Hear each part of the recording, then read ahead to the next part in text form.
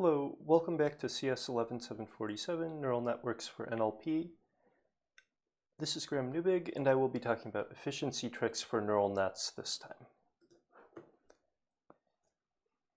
So there's a lot of buzz around AI these days, and a lot of people think our careers are somewhat glamorous as AI scientists. To give one illustrative example of this, here's an ad for cologne found in Paris about an AI scientist, which looks pretty, nice, I guess. However, in reality, what we end up doing is spending, most of our time waiting for our experiments to finish. So what we'd like to do is spend a little bit more time, doing glamorous things and a little bit less time waiting for our experiments to finish. So implementing our things well and efficiently is kind of a good thing. And, it'd be nice to know how to do that. And that's what this class is about.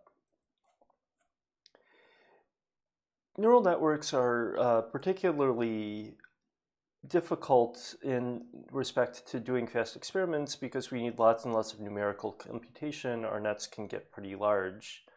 And so what we would like to think about is why are neural networks slow and what can we do to improve them? So basically, as I mentioned, we're doing numerical operations.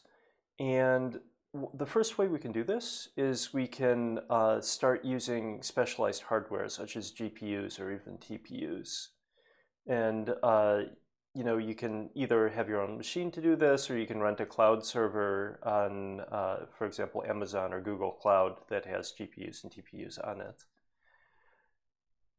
However, if you're doing lots and lots of operations, GPUs and TPUs are essentially accelerators to do big operations very quickly, but they can be slowed down if you're doing lots of operations. So the first tool that we have at our disposal is to reduce the number of operations through optimized implementations or batching. And we've talked a little bit about batching before, but I'm going to talk a little bit more about it now. Second thing is that networks are big and data sets are big, so we would like to use parallelism to process many data at once. So instead of just doing a single data point one at a time, we'd like to do many. And finally, there are big operations. For example, softmaxes over large vocabularies or large sets of things that we'd like to predict over. And in order to fix this, we can approximate operations or ideally do them GPU efficiently as well. So I'm going to talk about each of these various ideas in turn. So the first thing I'd like to talk about is using GPUs. And GPUs versus CPUs is an interesting comparison because basically a CPU is a general processing unit that you can use on your computer. You might not even think about training neural nets on CPUs, although it very much is possible depending on the size of the network you're using. But anyway, a CPU is kind of like a motorcycle. It's versatile. It can get you lots of different places, do lots of different things. It's also quite fast, and it gets going very quickly. But in comparison, a GPU is a little bit like an airplane. So a GPU takes you forever to get off of the ground. You need to go to the airport and wait an hour to get off of the ground. Once it's off the ground, it moves really fast, and you can fit a lot of operations in it at the same time due to parallelism. So you want to use a GPU when you really want to get places. You might want to use a CPU for little things, for example, even within your neural network. There we go. And here's a simple example that I calculated a while ago. So probably both CPUs and GPUs have gotten faster since then. But how long does a matrix multiply take? So we have two matrices and we'd like to multiply them together. And if the matrix size is 16 to 2048, we look here, and this is the amount of time it takes in seconds. And we can see that at just about 128 operations, the GPU and the CPU are the same speed. And we can look at this also in the relative speed up of using a GPU. So at 128, the relative speed up is about 1, saying that both of these two things are the same. Less than 128, the CPU is much faster. And you can see the reason why is because the GPU startup time is quite slow. So an operation of size 16 is just about as slow as an operation of size 256. But the CPU, the startup time, an operation of 16 and 32 takes about the same amount of time, but then after that it scales pretty log linearly. So you'll notice the amount of seconds is in log scale. So it goes up pretty consistently after that. So basically what I want to show here is, like, let's say you have a neural network that for whatever reason uses lots of small operations like size 16 matrix multiplies. It would actually be faster to do this on CPU than it would be to do on GPU because of the GPU overhead cost. So practically what this means is if you're just debugging your code or prototyping, you can definitely, in many cases, use CPU. You can run many more experiments as well. For many applications, CPU is just as fast or faster than GPU, like NLP analysis tasks with smaller complicated data or networks. However, you see big gains on GPU when you have very big networks or large operations with no approximation. You're doing mini batching and you optimize things properly. So in the end, if you want a competitive speed implementation, you definitely want to use a GPU or even a TPU. So this leads us to a few speed tricks, especially when implementing on GPU. And the first one is don't repeat operations. Something that you can do once at the beginning of a sentence or a document or something, you don't want to be running that operation every time you process a single word. So here's an example of this. Let's say we have a weight matrix W, a constant C, and an input X for one for each word in the sentence. This would be a bad thing. And the reason why it's bad is because basically this W times constant could be moved outside, so you only need to do this matrix vector multiplication once. And then you could use the result of that matrix vector multiplication inside the for loop every time. And this is actually something that can come up in, for example, attention, if you're doing attention that uses matrix multiplies. Speed trick number 2, reduce the number of operations. So, for example, can you combine multiple matrix vector multiplies into a single matrix multiply? And if so, do so. So here's another example. For every word in the sentence, we have a very similar for loop. And then in the end, we concatenate the values resulting from this for loop together. What we can do instead is we can concatenate all of the words in the sentence into a larger matrix and then do one large matrix multiply. And again, this is something that's really, really common in sequence processing. Like we have word embeddings from each word in the sentence or something like this. And instead of treating them each as separate vectors, we can treat them as one big matrix. That saves a lot of time. Another trick is to reduce movement of data between the CPU and the GPU. And this also kind of is based on the general principle of reducing the number of operations we're doing. And in addition, when you do have to move memory from the CPU to the GPU, you can also try to do it as early as possible. And the reason why is because GPU operations can move in the background when you're running the rest of your code.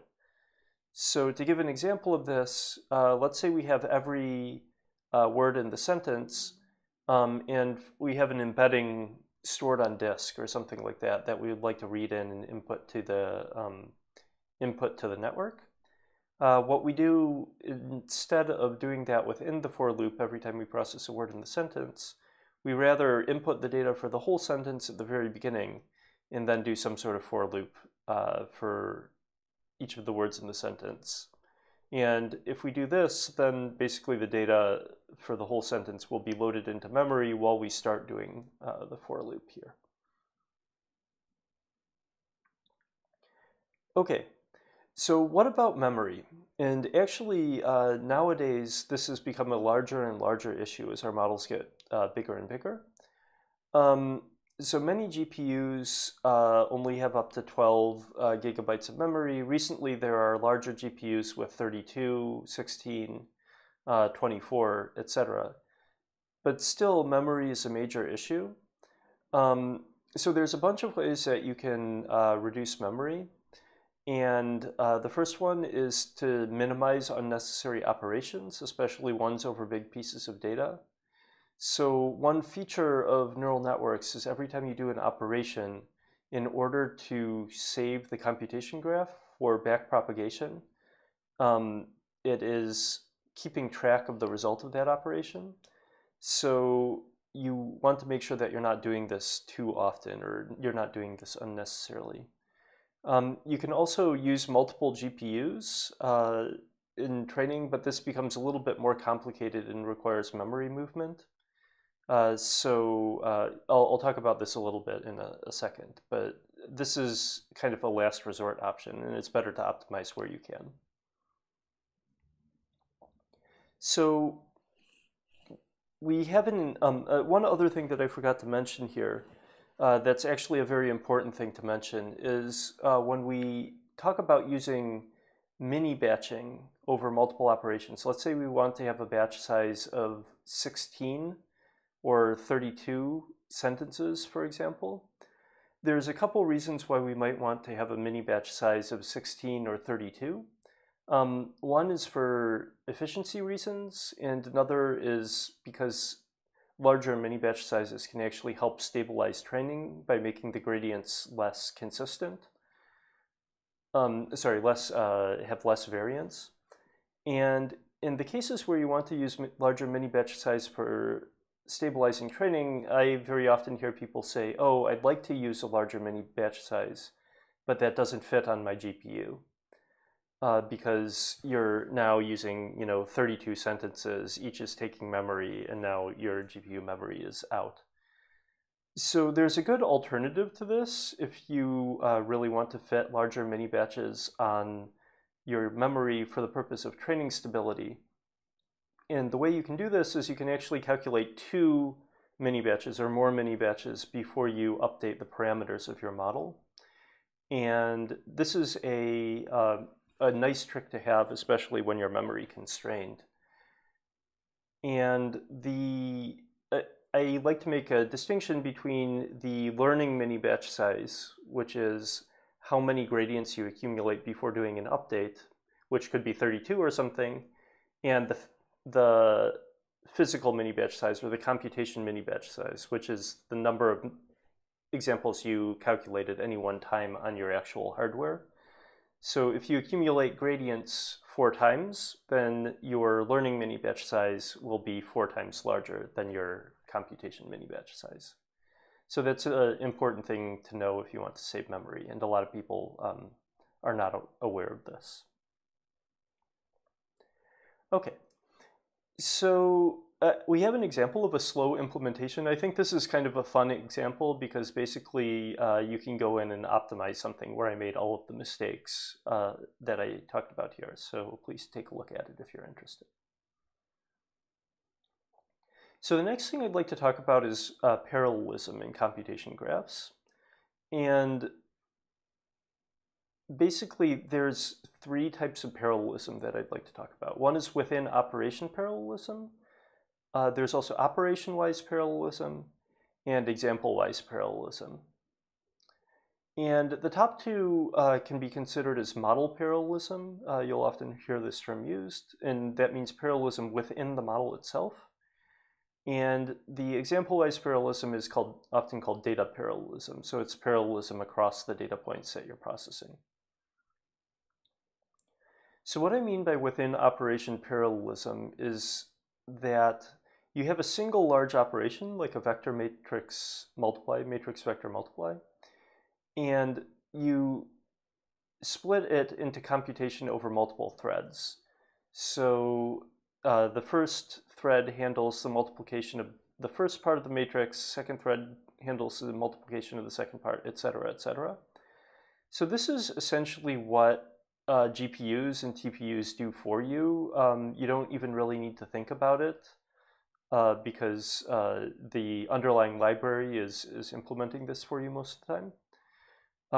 And also libraries like MKL implement this on CPU. So if you really are using a CPU-bound application, you want to make sure that you'll be using something like MKL, but the gains are much less striking on CPU than they are on GPU.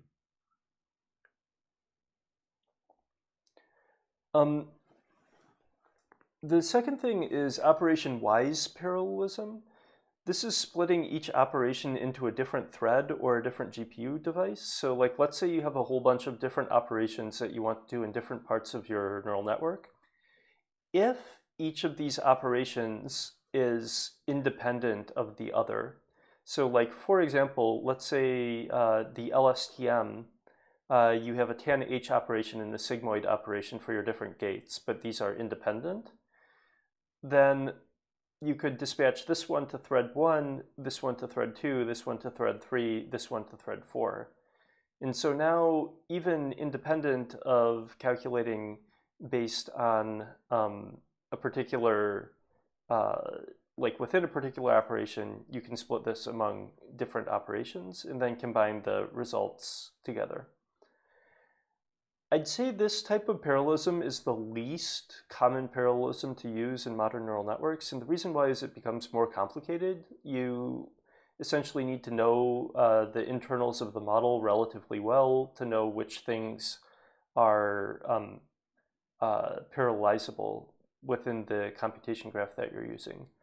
However, there is some degree of automation that can be done for this, and there are libraries, especially libraries based around TensorFlow, that kind of do this for you, this model parallelism for you. And this is also especially useful if you're building very, very big models that won't fit on a single device. So it's another type of parallelism to be aware of.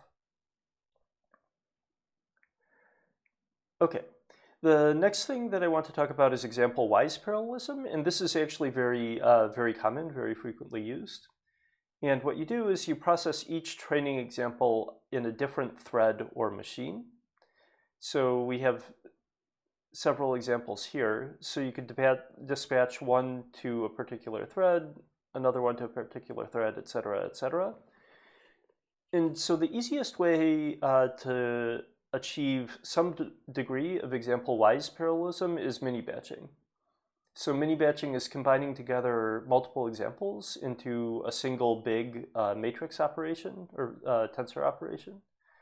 And in doing so, GPUs and TPUs have these tensor operations parallelized, so you get that for free, basically. The second thing is data parallelism across devices. And the way this data parallelism across devices works is essentially you dispatch different data points to different devices.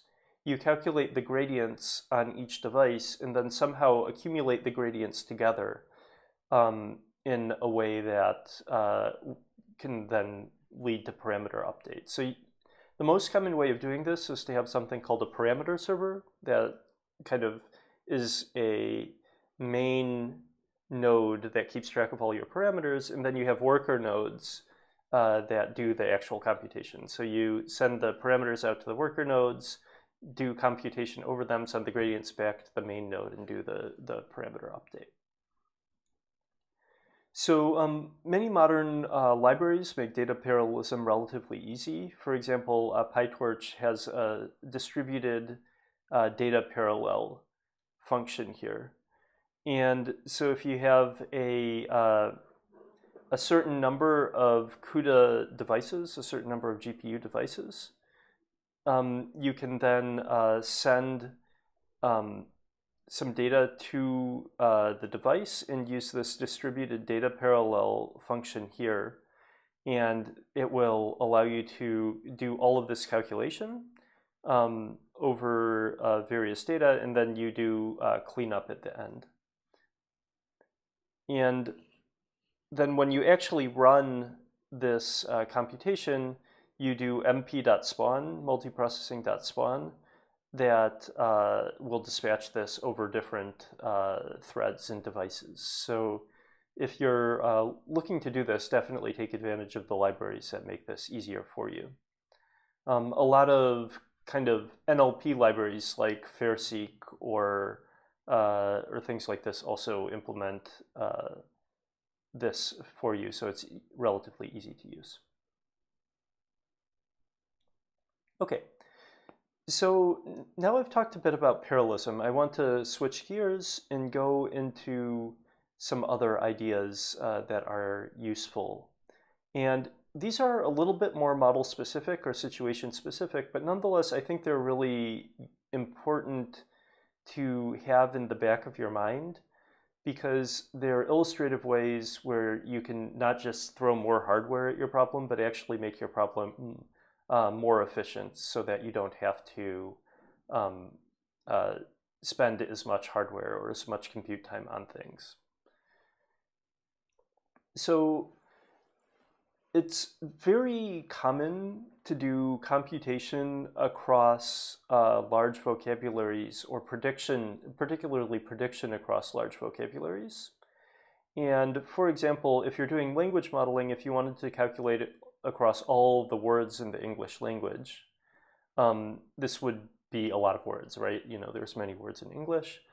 But even more commonly, it's frequent that you want to do something like calculating across all of the examples in a database for things like search or information retrieval. And in both of these cases, it can be too expensive to calculate all of them every time. And if we think about what our softmax function looks like, it's basically, you know, a big weight matrix times a hidden vector plus a bias, and that calculates our probabilities here. But let's say this, the height of this weight matrix and bias are now 100 million for all of the documents that we have in our database, or something like this. If that's the case, this quickly becomes infeasible. So the idea of negative sampling is to calculate the softmax, or the denominator of the softmax, over a subset of data. So basically, if we have a single correct value at training time, we do some negative samples, and we have the negative samples where we reduce them to a smaller size. And it essentially looks like this. So we have a weight matrix, and we multiply the smaller weight matrix by the hidden vector here. We can then sample negative examples according to some distribution, and use this in training time. So going back to review the softmax, essentially what the softmax does is it converts scores into probabilities by taking the exponent and normalizing. And in particular, the denominator here, like I mentioned before, is the part that's expensive and we'd like to approximate. So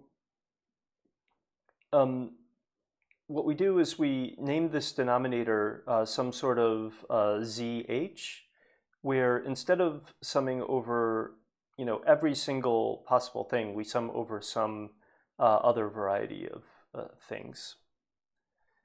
So one example of how to do this is importance sampling. And it's a way to, sampling in general is a way to approximate a distribution that we cannot calculate exactly, which is precisely what we want to do here.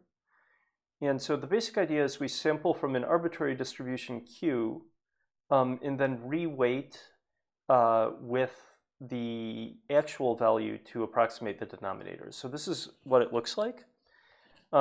We take some random samples from an easy to approximate distribution. This could be like the uniform distribution over the vocabulary or unigrams. And then we do, we calculate what we would like to calculate, namely the exponentiated score, which goes into the denominator of the softmax. And then we divide it by the importance weight. So importance sampling is kind of a general purpose method for better function approximation, but this is a particular example of applying it to better approximating the softmax denominator. However, one issue with this is a biased estimator, which means it won't actually estimate the function that we want to be approximating, especially when the number of samples is relatively small. So what is more common to use nowadays is something called noise contrastive estimation. And the basic idea behind noise contrastive estimation is that we try to guess whether a sample that we are observing is a true sample or one of n random noise samples. So here we have the probability of the probability of xi, which is our actual output here, and we divide it by the probability of xi plus n times the probability of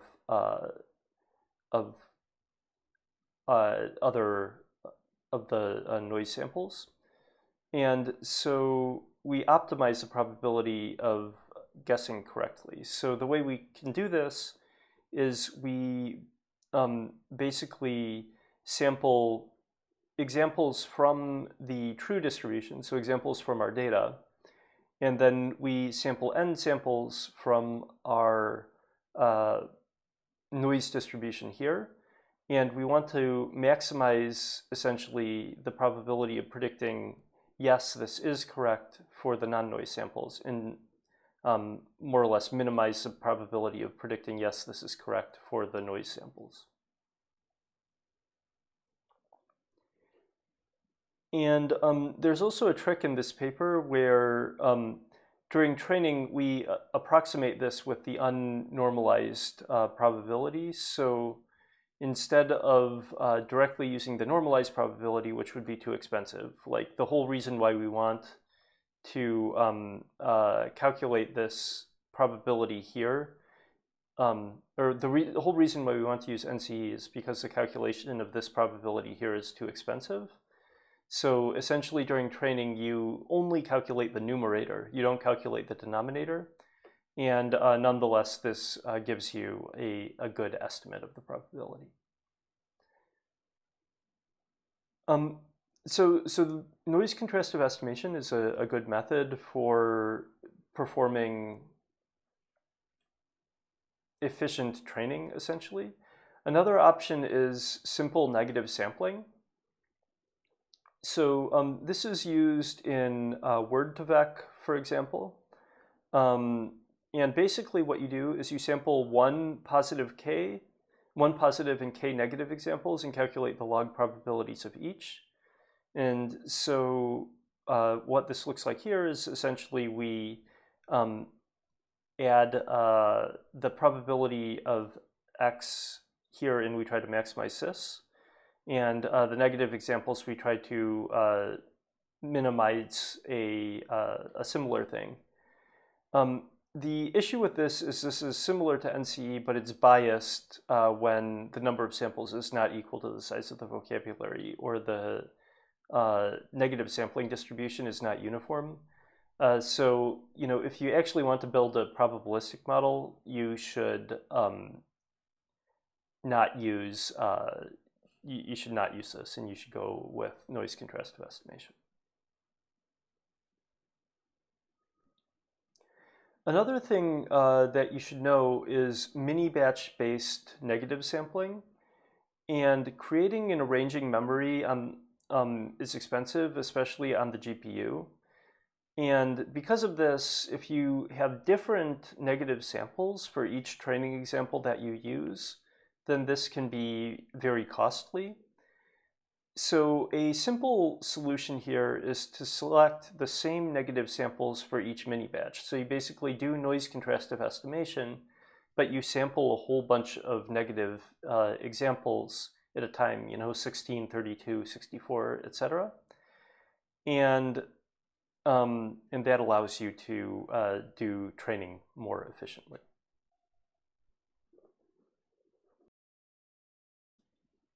So one other important way of selecting negative examples that is useful to know about is hard negative mining. And basically the way hard negative mining works is instead of kind of sampling or arbitrarily selecting negative examples, we actually go and try to select examples that are hard for the model currently. And so for example, we might search for the n-best most similar instances to a particular instance, and then optimize with respect to these. Usually this is not used in conjunction with a probabilistic objective, although it could be. But it's particularly well suited to margin-based loss functions. So the way a margin-based loss function works is essentially you try to ensure that the current correct answer, in this case represented by a plane y in this equation here, gets a higher score than the current highest model scoring answer, y hat here.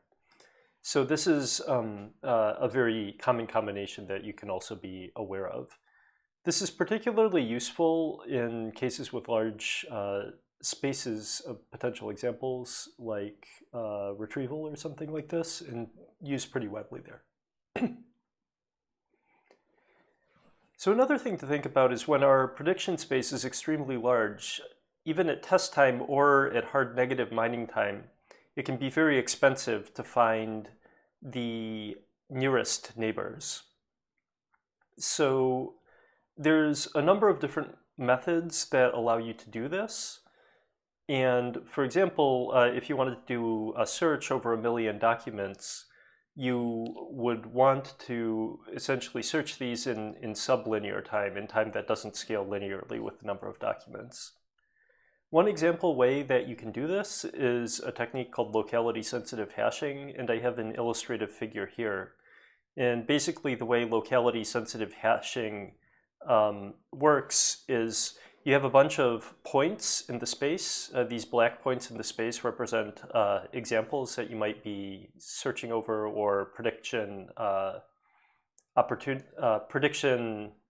candidates, essentially. And so then you find, you calculate the vector that you want to be comparing with these prediction candidates, maybe the result of a linear transform over a hidden state. And then you try to find other candidates that are close together or have the highest dot product or inner product. And so this is often called maximum inner product search, like the title of this slide.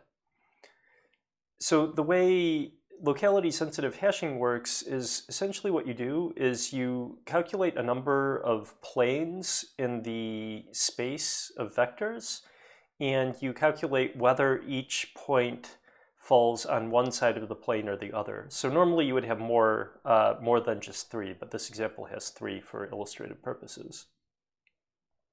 And so, for example, the things on the top here are between the blue and the red and the green lines, so they all have a value of 1 for each of these. The points here are on the positive side of the blue and the red lines, but the negative side of the green line. So they are all over here, etc., etc. And the idea is basically if you calculate the direction in which these points are with respect to each of these planes, you get a hash function here.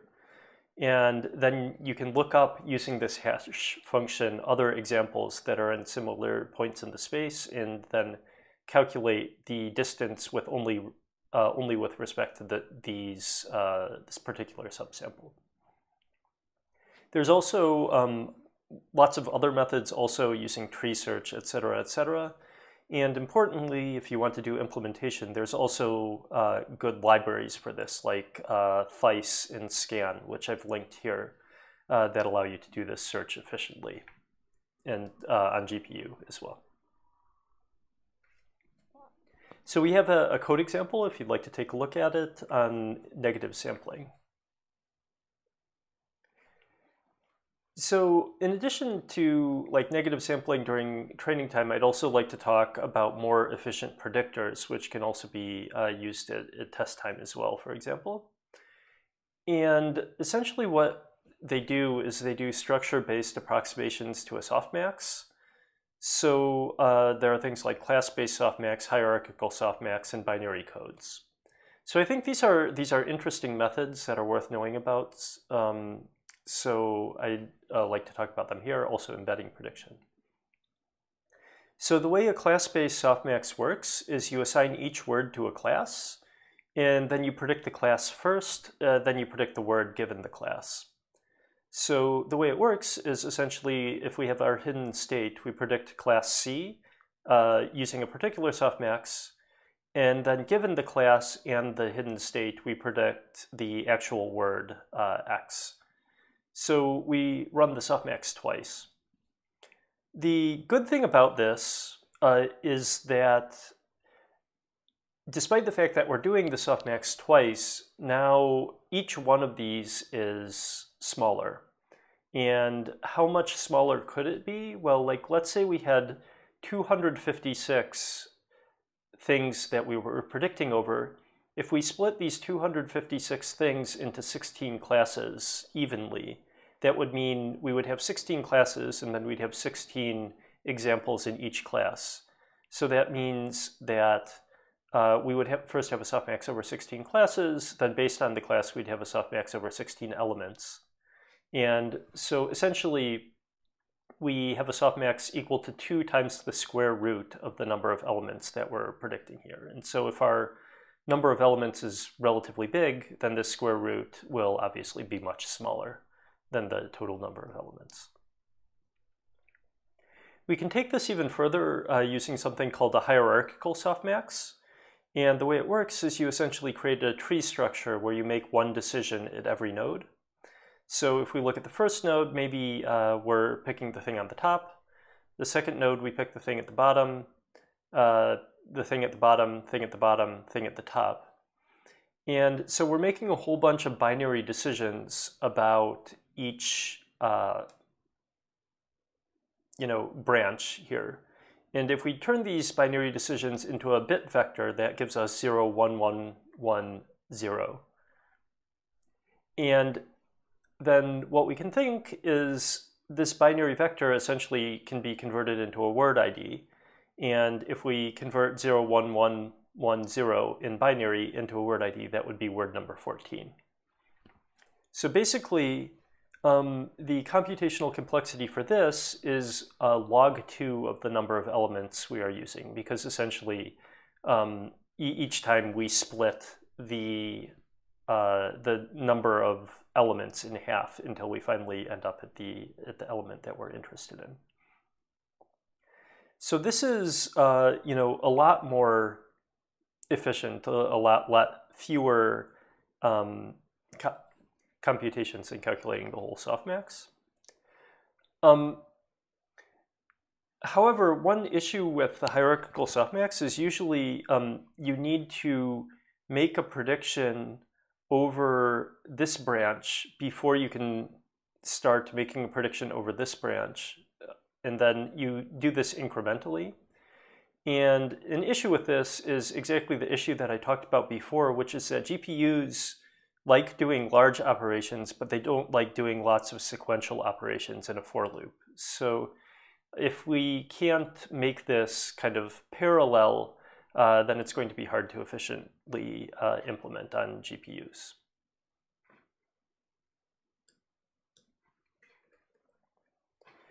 So what can we do instead? So there's a method of binary code prediction, which basically chooses all the bits in a single prediction. So we have a sigmoid function where we multiply this softmax and we calculate the bits. So here, this becomes a single softmax of size log 2. So this is an interesting idea, I think, and it makes this prediction very fast. But one issue with it is now, if you make a single bit mistake, you're going to get a completely different word or completely different prediction, and that becomes an issue. So there are two improvements to this. One is a hybrid model that basically for the frequent tokens uses the softmax, and for the rarer tokens uses the sigmoid function. And this can greatly reduce the size of the softmax because you only need a few things in the softmax, few very frequent tokens in the softmax. And also using something called error correcting codes, where essentially you predict a redundant bit vector, which has more than log 2 elements, but much fewer than the total number of elements overall. And by doing this, essentially, you can make your model more robust to kind of like error in a single bit here. So that's also something added. And we have an example of the binary code prediction as well. So one other kind of interesting method that I think is worth knowing about is this embedding prediction method. And the way it works is you pre-train word embeddings, like for each word in your output vocabulary, which can be done very efficiently using methods like word2vec, which we're going to be talking about later. And instead of multiplying these word embeddings as part of the softmax matrix, which means that you have to calculate every single word embedding, essentially. You have to calculate a word embedding every single time for every single word in your vocabulary. What you do instead is you calculate a vector based on the context, and then you calculate a distance function between the true vector for the output and the calculated vector here. And so this is nice. Basically, the prediction is only in the size of the embedding vector itself. One issue with this is if you use just any loss function, just any distance function, this doesn't necessarily result in good predictions. So this paper found that you need to use a particular loss function, specifically the von Mises-Fisher loss, which tries to make the embeddings close together on the unit ball. So I think these are lots of interesting things. You can go in and dig deeper into any of the methods that you found interesting here. So that's all I have for today, and looking forward to talking to you in the discussion.